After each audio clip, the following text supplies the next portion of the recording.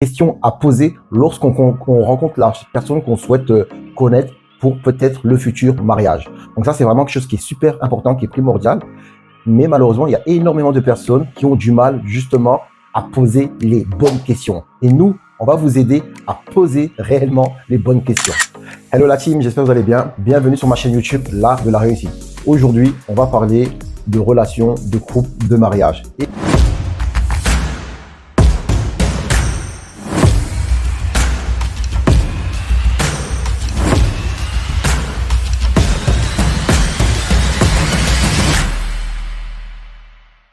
Vous savez, l'amour, l'engagement, le mariage, c'est une décision qu'on va devoir prendre pour tout le long de notre vie. C'est quelque chose qui est primordial et important. Donc, il est tellement important, lorsqu'on rencontre une personne, de se poser les bonnes questions. Et on va essayer un petit peu de répondre à toutes ces questions-là. Et vous verrez que ça va sûrement vous aider par la suite à faire le bon choix, le meilleur choix. Donc, allez, c'est parti. Parmi les premiers thèmes qu'on va pouvoir déjà aborder, c'est le thème de la situation de la personne. Est-ce que cette personne est mariée actuellement? Est-ce que tu es célibataire? Est-ce que tu es veuf? Ça, c'est des questions aussi assez importantes. Et aussi, quelle est ta vision ou ta conception du mariage? Comment toi, tu te vois dans le mariage? Donc ça, c'est le premier chapitre, le premier thème qu'on va aborder. Ensuite, nous allons aborder le deuxième thème. Le deuxième thème, ça va être sur tes relations avec ton entourage, tes relations avec ta famille, tes relations avec tes amis. Aussi, ça, c'est vraiment important. Nous allons aussi aborder le thème sur les loisirs, sur ta culture, ce que tu connais, ton intelligence, ton éducation, ce que tu aimes lire, ce que tu as appris dans la vie, etc. C'est aussi des chapitres et des thèmes importants aussi à expliquer et à dire. Nous allons aussi aborder le thème de la santé. D'accord, c'est important, les types de maladies et est-ce que tu es malade, tu n'es pas malade. Et aussi, comment toi, tu t'occupes de ton hygiène de vie, ce que tu manges, ce que tu aimes pas manger, etc. Donc, ces questions-là, elles vont être aussi... Évidemment, on aura la fameuse question de l'argent, la gestion de tes ressources. Comment toi, tu gères ton argent? Est-ce que tu es une personne qui dépense beaucoup d'argent? Est-ce que tu es une personne qui fait beaucoup d'économies? Quelle est ta relation avec l'argent? Et ça, l'argent, c'est le nerf de la guerre dans un couple. Pour terminer, on parlera de l'éducation des enfants. Vos futurs enfants, combien d'enfants vous voulez avoir? Est-ce que vous voulez avoir des enfants maintenant? Toutes ces choses-là seront abordées et c'est vraiment super important. Donc, c'est parti. Alors, première question, quelle est la conception du mariage pour toi? Grosso modo, toi, tu as une vision du mariage qui est la tienne et ton partenaire a une vision du mariage qui est la sienne selon la vie familiale qu'il avait eue, selon l'éducation qu'il a eue ou selon même dans le pays où il a grandi. Donc, c'est des questions qu'il faut aborder par rapport à ça. Ensuite, toi, qu'est-ce que tu demandes à ton épouse dans le mariage? D'accord? Et aussi, la femme, comment tu vois ton mari dans le mariage? Chose aussi qui est évidemment très importante. On peut aussi poser la question, actuellement, est-ce que tu es marié? Actuellement, est-ce que tu es divorcé? Actuellement, est-ce que tu es célibataire? Actuellement, tu es quoi? Donc ça aussi, c'est important. Aussi, est-ce que toi, tu serais une personne qui serait intéressée par la polygamie ou tu souhaiterais un jour devenir polygame? Aussi, ça, c'est vraiment une question très, très, très importante à discuter. Et pour terminer, selon les cultures qu'on a, quelle est ton ethnie ou quelle est ta caste? Hein? On sait que surtout dans la communauté africaine, les castes, elles sont importantes. Donc, c'est vraiment important dès le départ de savoir aussi quelle est ta caste. Comme ça, par rapport à ça, on peut aussi regarder certaines choses. Donc, toutes ces questions-là, elles sont importantes dès le départ à poser. Parce que si déjà il y a quelques questions qui bloquent énormément pour vous, on peut déjà tout arrêter. Donc voilà, déjà cette première partie, on va passer à l'étape numéro 2. Cette fois-ci, on va parler de l'entourage et des relations. Comme vous le savez, l'entourage est important. Aujourd'hui, il faut savoir, est-ce que toi, ton entourage, tu es beaucoup entouré de tes frères, de tes sœurs, de tes amis? Est-ce que tu as des amis hommes? Est-ce que tu as des amis femmes? Quelle est la relation que tu as avec tes amis? Est-ce que tu bouges beaucoup, tu voyages beaucoup avec tes amis? Vraiment, c'est important de connaître la relation que tu as avec tes amis. Ensuite, tes raisons sociales. Est-ce que tu fais partie d'une association culturelle, par exemple? Quelle est ta relation avec la communauté? En général, quand tu es musulman ou chrétien, catholique, par exemple, on va dire la communauté musulmane, c'est quoi ta relation avec ta communauté? Est-ce que tu as déjà fait des voyages humanitaires, des choses comme ça? Donc, ça, c'est les raisons sociales. C'est des choses aussi qu'il faut discuter, parler par rapport à ça. Si c'est des choses aussi que vous aussi, vous avez un petit peu la même vision à ce niveau-là. Lorsque vous êtes marié, défaut là. Donc, c'est important aussi d'être honnête à ce niveau-là. Comment maintenant, quand il y a un conflit aussi dans le couple, comment tu vas faire en sorte que le conflit ne va pas durer éternellement? Est-ce que tu es une personne déjà qui va bouder? Tu es une personne qui ne va pas parler pendant plusieurs jours, plusieurs heures? Est-ce que tu es une personne, une fois qu'il y a une dispute qui s'est passée, tu veux tout de suite que, voilà, on va se poser, on va s'asseoir et qu'on va régler le problème? Tu fais partie de quel type de catégorie de personnes? Donc, toutes ces questions-là, elles sont vraiment très, très importantes à poser aussi. Et aussi, si maintenant vous avez un conflit, mais ce conflit-là, vous avez du mal à le régler, ça dure. Est-ce que vous êtes prêt pour une médiation? Est-ce que vous êtes prêt pour avoir quelqu'un de l'extérieur qui va sûrement vous orienter ou vous conseiller sur le meilleur choix et sur la bonne décision? Ça peut être un imam, ça peut être quelqu'un d'une mosquée, quelqu'un qui a un certain niveau de science. Ça peut être même une personne de votre famille qui a un certain niveau de science, mais qui ne va pas prendre parti d'un tel ou de l'autre et qui saura faire la part des choses. Donc, est-ce que vous êtes ouvert à une médiation? Ça aussi, c'est quelque chose qui est important. On rentre dans le thème numéro 5. On va parler de santé, très important, et l'hygiène de vie. Alors, santé. Déjà, il faut savoir, est-ce que toi, tu as déjà une maladie chronique qui est en toi et que voilà, tu vis avec et que voilà, c'est comme ça. Dans notre vie, il y a plein de personnes qui ont des maladies et qui vivent avec et qui vivent très bien avec aussi. Donc, ton futur compagnon, ton futur mari, il doit être au courant des différents types de maladies que tu as.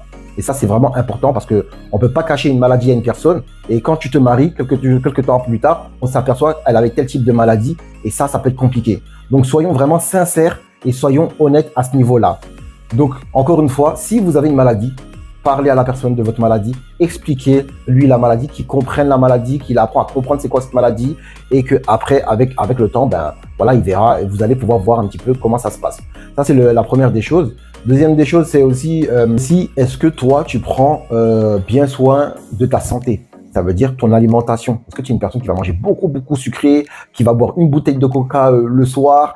Voilà. Est-ce que tu es une personne qui fait attention à ce qu'il mange ou très sain, banal ou pas du tout? Est-ce que tu fais du sport? Tu fais attention à ton hygiène de vie? Tu prends soin de toi? C'est-à-dire ton hygiène, tu t'épiles, tu te rases, tu te parfumes, tu te brosses les dents, pas une fois tous les 50 ans, mais tous les jours et plusieurs fois par jour. C'est quoi aussi ton style d'hygiène de vie? Chose qui est vraiment important aujourd'hui, l'hygiène dans un couple et dans le mariage. On part sur le thème numéro 6, la gestion des ressources. L'argent, le nerf de la guerre, c'est l'argent. Déjà, la première des choses, est-ce que tu travailles? Savoir si tu travailles, si tu as un revenu. En moyenne, quel est le montant de tes revenus que tu gagnes par mois? C'est des choses qui sont assez importantes à savoir. Aussi, est-ce que tu peux prendre en charge un foyer, une femme, une famille, avec les moyens financiers que tu as? Que penses-tu si moi, en tant que femme, je travaille? Parce que si on est marié, peut-être je prendrais la décision de vouloir travailler ou peut-être que tu travailles actuellement aussi. Donc ça aussi, c'est quelque chose à voir. Il y a des hommes qui veulent que leur femme travaille, comme des hommes ne veulent pas que leur femme travaille. Donc c'est une question qu'il faudra poser qui est importante. D'accord? On sait que ça peut être une question très délicate, mais voilà. Peut-être actuellement, la femme que tu es en train de discuter, elle travaille déjà.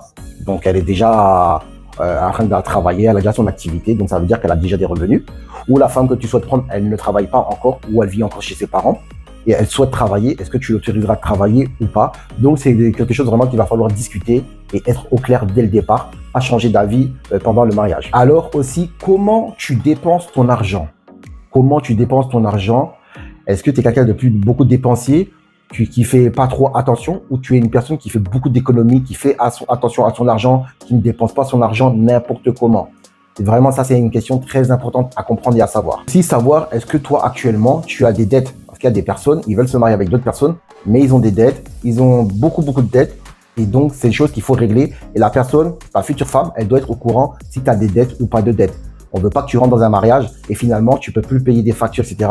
parce que tu as plein de dettes derrière. D'accord? Donc, il va falloir être honnête et dire la vérité. Quelles sont tes responsabilités financières dans ton foyer? Est-ce que tu es aussi une personne qui va prendre toutes les dépenses de ta maison en charge? Ou tu es plutôt la personne qui va prendre 70% de la maison en charge? Ou tu es plutôt la personne qui va faire du 50-50 avec son épouse? Donc, ça aussi, c'est une question très importante. Aussi, est-ce que tu es aussi responsable financièrement d'une personne? Ça veut dire qu'il y a des personnes, ils doivent prendre en charge peut-être encore leur père ou leur mère par rapport à d'autres situations de santé. Ils doivent prendre en charge peut-être leur petit frère ou leur petite sœur parce qu'ils font des études et c'est lui qui paye les études de leur frère ou de leur sœur, etc. Ça aussi, c'est quelque chose qui va être important à discuter parce que c'est des ressources qui vont sortir du foyer. Si maintenant, vous avez un conflit, mais ce conflit-là, vous avez du mal à le régler, ça dure, est-ce que vous êtes prêt pour une médiation? Est-ce que vous êtes prêt pour avoir quelqu'un de l'extérieur qui va sûrement vous orienter ou vous conseiller sur le meilleur choix et sur la bonne décision? Ça peut être un imam, ça peut être quelqu'un d'une mosquée, quelqu'un qui a un certain niveau de science, ça peut être même une personne de votre famille qui a un certain niveau de science, mais qui va pas prendre parti de un tel ou de l'autre et qui saura faire la part des choses. Donc, est-ce que vous êtes ouvert à une médiation? Ça aussi, c'est quelque chose qui est important. Par rapport à d'autres situations de santé, ils doivent prendre en charge peut-être leur petit frère ou leur petite sœur parce qu'ils font des études et c'est lui qui paye les études de leur frère ou de leur sœur, etc. Ça aussi, c'est quelque chose qui va être important à discuter parce que c'est des ressources qui vont sortir du foyer et il faut quand même savoir où vont ces ressources. Nous passons au dernier thème, le thème numéro 7, l'éducation des enfants. Avant tout, est-ce que toi, tu souhaites avoir des enfants? Si oui, pourquoi et combien tu en veux?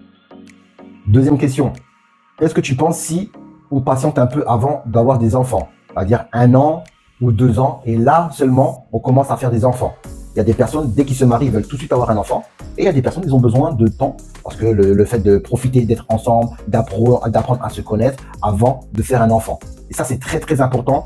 Je trouve que de ne pas écouter les gens à l'extérieur qui vous mettent la pression, surtout quand tu es jeune marié, tu es nouveau marié, alors c'est quand le bébé il arrive, c'est quand tu tombes enceinte, etc. C'est pas les gens qui décident, c'est vous, le couple, qui allez décider, grâce à l'aide de Dieu, si vous souhaitez avoir un enfant maintenant, ou vous vous dites, on préfère prendre le temps, parce que monsieur il travaille, madame elle travaille, vous avez des projets, il n'y a pas de souci. Mais prenez le temps de discuter de ça. Aussi, si l'homme a déjà des enfants, ou la femme a déjà des enfants, il va falloir discuter quelle est la relation actuellement avec tes enfants. L'homme il peut dire moi j'ai pas toujours mes enfants, je les ai un week-end sur 2, etc. Mais sinon je m'entends très bien avec mes enfants, tout va très bien, voilà, je leur donne une certaine éducation malgré que je suis plus avec la maman. Parlons de la maman. Quelle est aujourd'hui ta relation avec ton ex? Est-ce que vous vous entendez bien? Est-ce que c'est la guerre? Quelle est votre relation aujourd'hui? Vous vous parlez? Vous vous parlez pas? Est-ce que vous vous voyez? Vous vous voyez pas? Toutes ces questions-là, ils vont être importants. Parce qu'aussi, le jour que tes enfants viendront à la maison, ils vont rencontrer aussi mes enfants. Est-ce que tu vas faire la part des choses? Tu vas faire la différence entre tes enfants et mes enfants?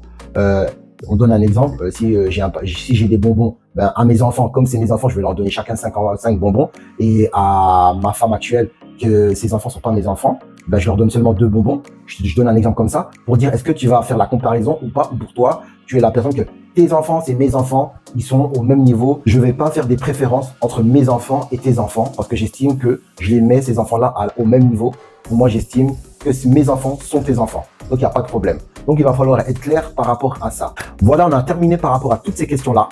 J'espère vraiment que ça va pouvoir aider un maximum de personnes, un maximum de futurs couples.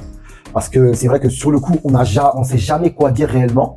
Et donc, avec toute cette liste de questions, vous avez déjà une base. Et utilisez cette base-là pour commencer à discuter avec votre futur partenaire. Mais évidemment, par exemple, vous n'allez pas commencer directement, ouais, tu gagnes combien, etc., etc. Non, on y va doucement, tranquillement, et on va avancer. Ça peut prendre plusieurs jours, ça peut prendre même 1 mois, même 2 mois s'il faut, mais prenez le temps de vous poser des questions sur la famille, sur tes relations, les relations que tu as avec ta famille, tes parents. Prenez le temps de discuter. C'est aussi simple que ça. Ne faites pas ça comme si c'était un examen. Ne prenez pas ça pour un examen. Sinon, ça serait un peu bizarre et ça ferait peur. Donc voilà, en tout cas, merci beaucoup. Si vous avez aimé, n'oubliez pas de liker, de vous abonner. Et on se retrouve dans une prochaine vidéo. Allez, au revoir.